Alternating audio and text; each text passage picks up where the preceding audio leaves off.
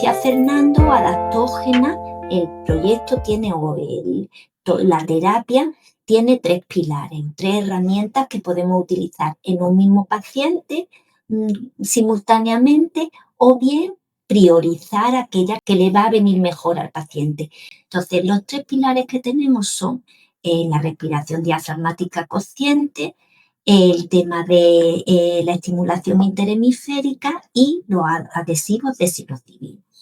Las 2 primeras, como decía Fernando, son de alguna manera más conocidas, no son genuinas nuestras, pero le hemos visto el beneficio de aplicarlas, porque la respiración diafragmática consciente nos va a ayudar mucho en momentos agudos de esa ansiedad, y la estimulación interhemisférica también nos puede ayudar mucho a personas que veamos eso con problemas de fondo, de fobias, de trauma, donde también tiene mucho efecto.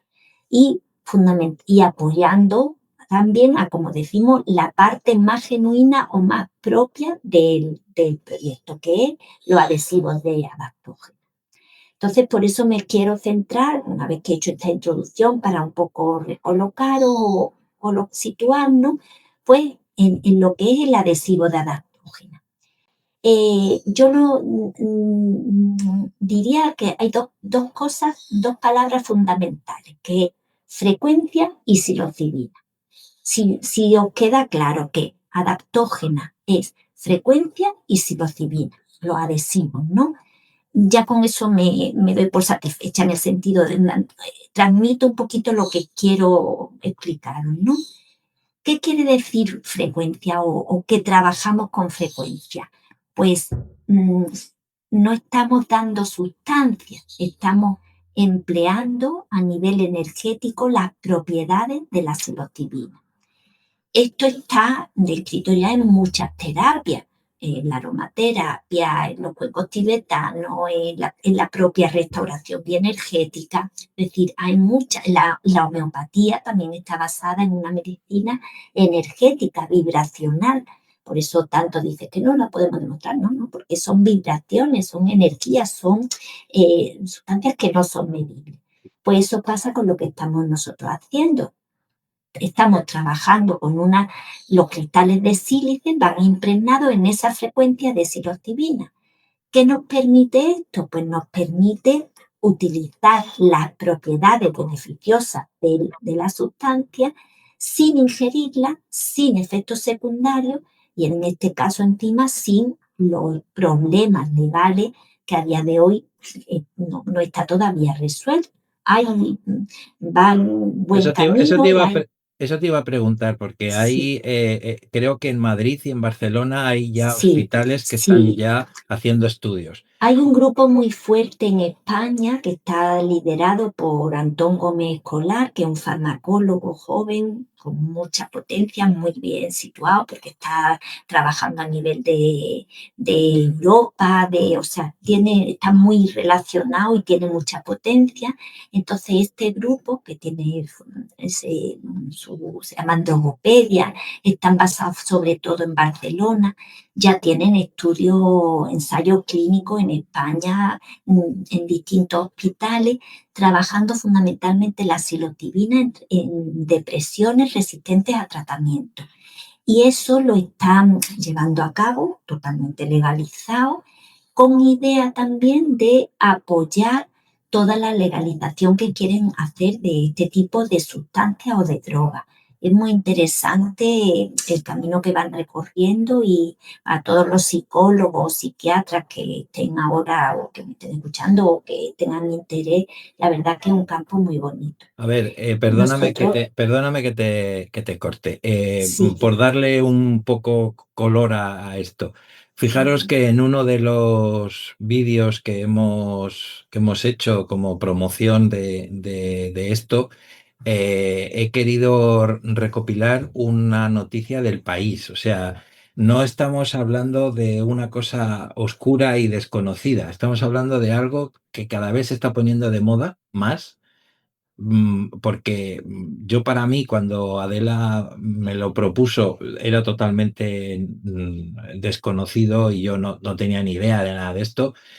Y cada vez que cuanto más estoy investigando y cuanto más estoy leyendo, me estoy dando cuenta de que, y fijaros lo que os digo, con el olfato que creo que tengo, la psilocibina de hoy, perdón, la melatonina de hoy será psilocibina en el futuro. Y si no, ya lo veréis.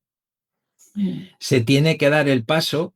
Lo que pasa es que Adela ha sido muy lista y como siempre ha sido, porque Adela tiene un cerebro de los mejores que yo he visto y no es por darla flores, pero todos, creo que muchos me habéis escuchado frases de estas cuando hemos estado sin ella presente. Ella ha visto enseguida que la psilocibina se estaba usando, como ella dice, en microdosis. Porque no es darle a la persona la psilocibina para que haga el típico viaje alucinógeno o psicodélico, que es como se llama, sino que son microdosis. Y ahí se le enciende la bombilla y dice, hombre, si son microdosis, a lo mejor que estamos un poco haciendo el enlace como si fuera una dilución de homeopatía, si son microdosis, a lo mejor la vibración me funciona igual. Y ese es el gran salto. Ahí es donde está el eslabón que une todo. Continúa. Sí, un poco en esa línea, ¿no? Estaba hablando de lo que es la frecuencia y los beneficios que tiene trabajar con frecuencia.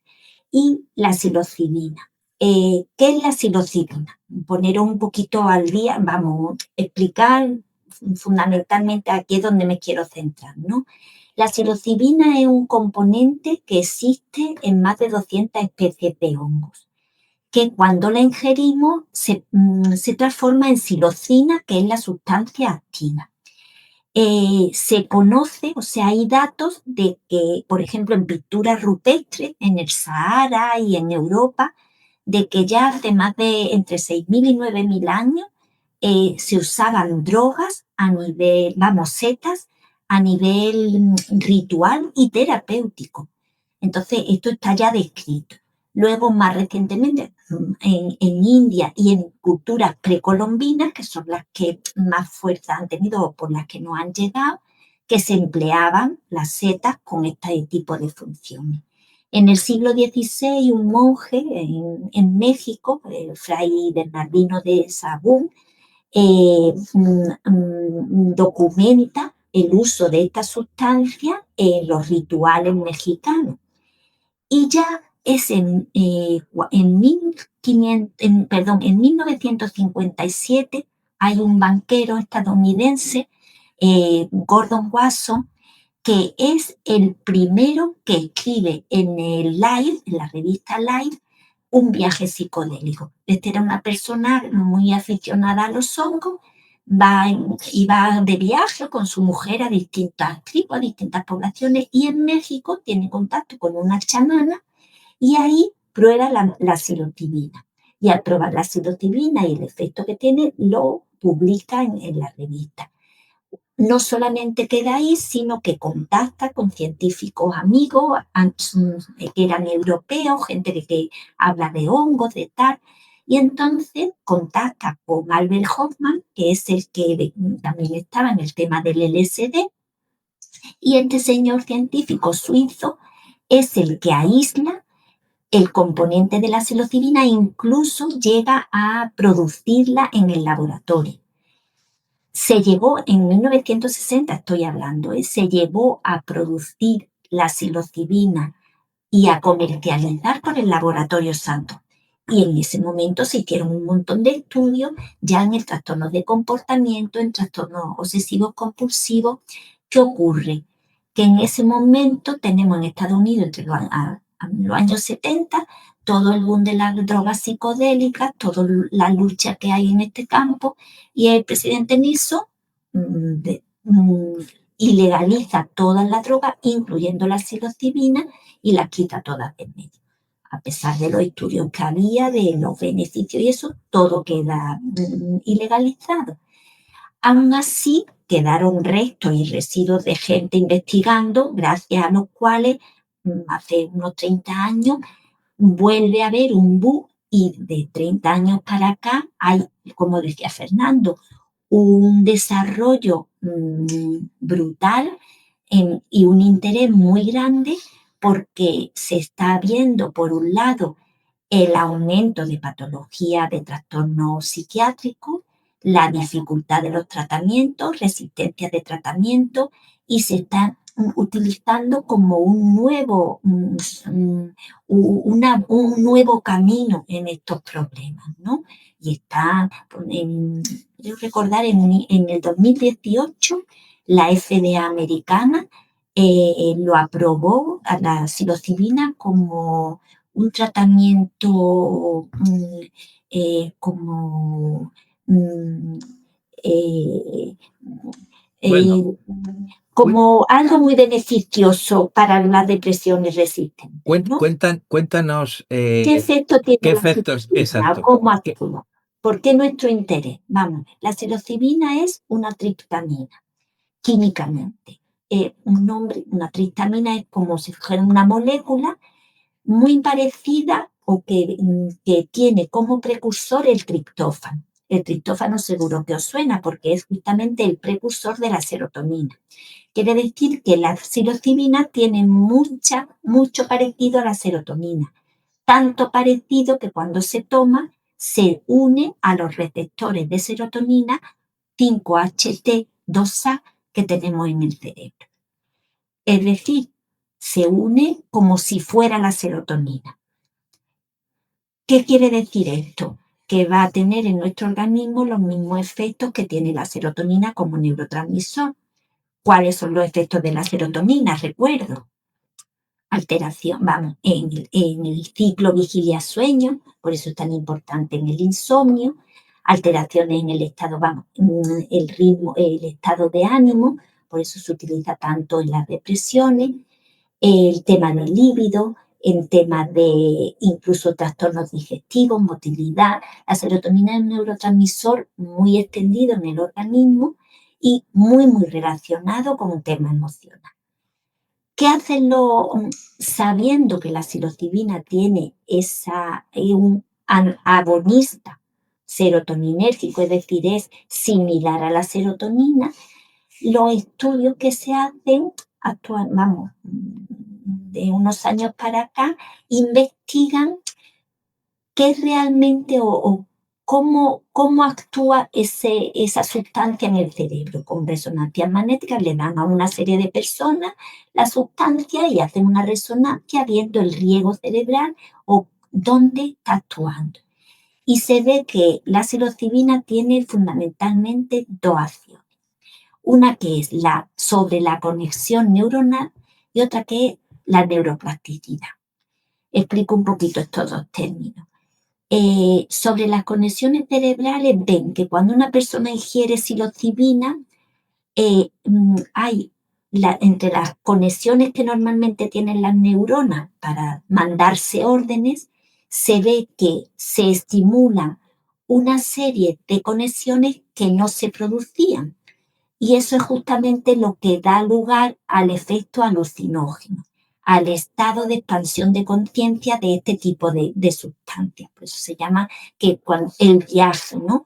Cuando una persona toma sustancias psicodélicas, ese aumento de conexiones entre zonas que no estaban conectadas da lugar pues, a percepciones distorsionadas o alteradas de la realidad o a otras percepciones a las que no estamos acostumbrados. Es la parte psicodélica de la sustancia y esa es la explicación que tiene. Y luego después además ven que no solamente hay un aumento de conexiones en algunos circuitos, sino que también hay como hay un bloqueo o una paralización en otros. Y aquí es lo interesante a nivel terapéutico. La psilocibina actúa en la red de modo por defecto. ¿Qué es la red de modo por defecto? La red neuronal por defecto. Es un conjunto de estructuras y áreas cerebrales por debajo de... Nosotros tenemos la corteza y la subcorteza, es decir, la corteza cerebral y luego hay una serie de áreas o núcleos cerebrales por debajo de la corteza que tienen una función principalmente en nuestro mundo interior, nuestra consideración interior, nuestros recuerdos, nuestros sentimientos, nuestras emociones. sistema límbico, seguro que habéis escuchado todo esto, ¿no? Pues esa red neuronal por defecto es la que pone en contacto, pues, por ejemplo, una percepción para que llegue, nosotros percibimos un color y podemos tener un recuerdo de ese color. Hacen conexiones para todo eso. Y se ve que las personas que tienen depresión o trastorno obsesivo, esta red neuronal por defecto está hiperexcitada. La psilocibina la frena, la paraliza, diríamos que la bloquea temporalmente de forma que produce como un reseteo, porque cuando vuelve a activarse, vuelve con paz, con tranquilidad, con sosiego. Y esto es lo que hace que se remitan los síntomas de la depresión. Esto es, a mí me resultó cuando lo estudié tan interesante que dije, esto hay que aprovechar. Entonces, esa es la parte de cómo actúa la psilocibina en cuanto a las conexiones cerebrales. Y por otro lado, hay estudios que hablan de la neuroplasticidad, es decir, que aparte de actuar en estas conexiones, también genera de alguna manera una serie o aumenta contactos de neuronas, como si rejuveneciera o reorganizara también las conexiones de las neuronas. Una neuroplasticidad, como que la hace más flexible, diríamos, si fueran músculos, ¿no? Que esto lo utilizan sobre todo, pues, personas en el mundo artístico, ¿no? Porque aparte del viaje psicodélico, cuando se toman dosis grandes, lo que hablábamos antes, ¿no? Las microdosis, hay gente que toma estas microdosis pues para tener inspiración, pues un pintor, un artista, pues, y por esa neuroplasticidad, porque ven o se inspiran o están como más productivos. De la otra parte que, como muy bien Adela ha dicho, en la que no somos nada exclusivos, sino que aquí nos hemos arrimado al carro de miles que hay, incluso en Spotify lo tenéis, que son los sonidos bilaterales para hacer lo que quieren llamar el EMDR, pero bueno, no entramos en discusiones. Yo sobre esto siempre he tenido mis ideas, sabéis, y me conocéis que en los tratamientos y en los protocolos de los traumas emocionales siempre utilizábamos el movimiento ocular con el test de kinesiología. Parte importante por si hay alguien más nuevo en esta reunión. Todo esto se va a hacer con kinesiología, como siempre.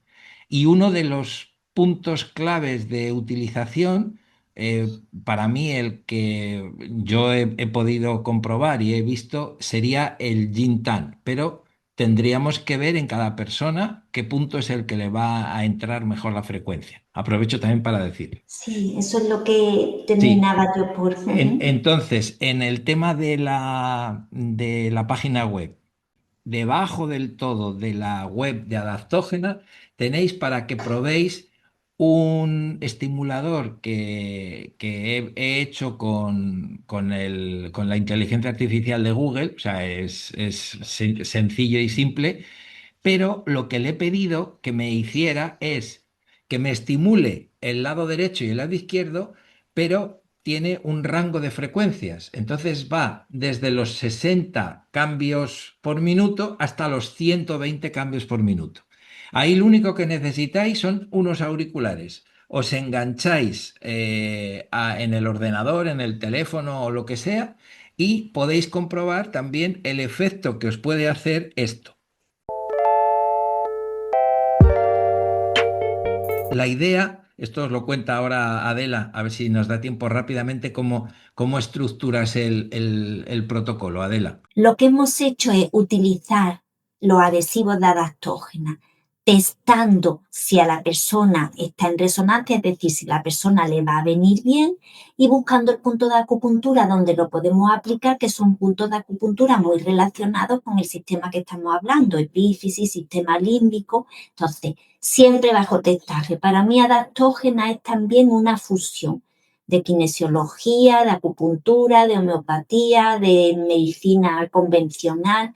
Hemos unido toda nuestra experiencia para sacar esto adelante. En un paciente que me viene con un trastorno de insomnio, de depresión, ¿qué hago?